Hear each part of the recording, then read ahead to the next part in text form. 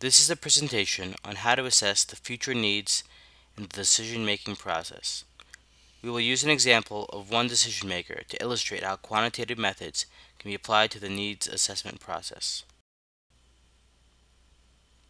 We will use a five-step approach to determine the needs of the individual. The first step involves identifying key issues that the individual or organization will face in the future. Next, we must list the individual needs of each identified issue. Step 3 entails reorganizing the items into a new list that does not repeat. In Step 4, the individual or organizational leaders rate the respective items in order of importance. Last, we calculate average and range values associated with each decision, analyze the data, and plan accordingly. This individual who came to us, Shelby, is a woman from a small town hoping to change her life. She plans on making 3 significant decisions in the next few months that will greatly impact her future. The first decision involves changing locations to a larger city in order to live in a more stimulating environment. The second decision involves finding a spouse. The third decision involves adopting a dog to serve as a companion. All of these decisions are equally important to our friend Shelby.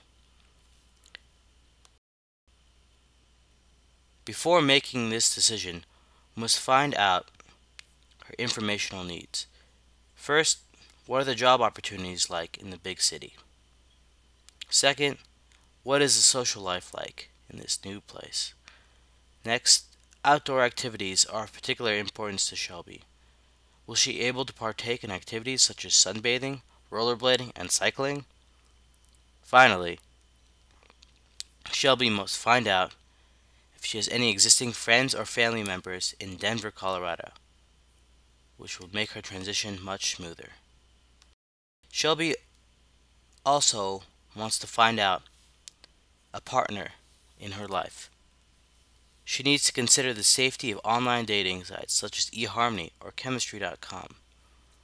Next, is this individual employed? It is also important to Shelby that this individual likes kids.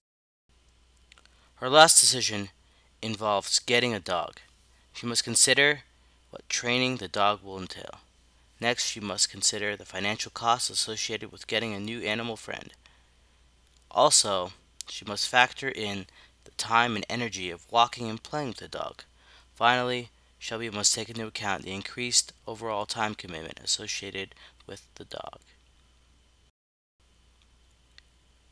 We then constructed a table comparing each of the 3 decisions with the informational needs presented before.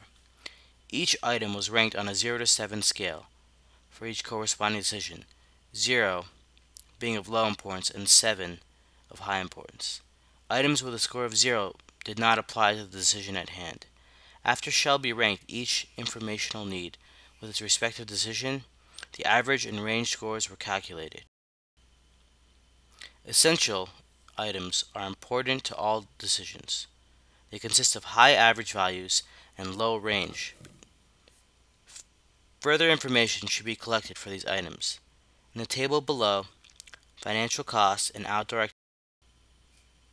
Rapid items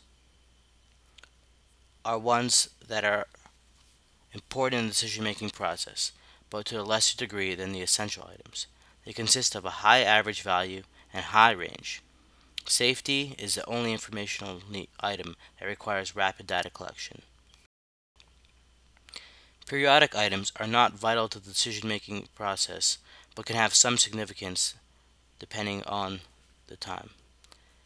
They have a low average value and high range. Employment, social scene, existing friends and family, having a job, liking kids, cooking skills, training, walking/playing, and time commitment are all periodic items for Shelby. The needs assessment process enable us to take qualitative data and transform it into quantitative data in order to help with this decision making. In addition, this process follows a logical thought pattern. One drawback is that all decisions must be made similar so that the information items can apply accurately.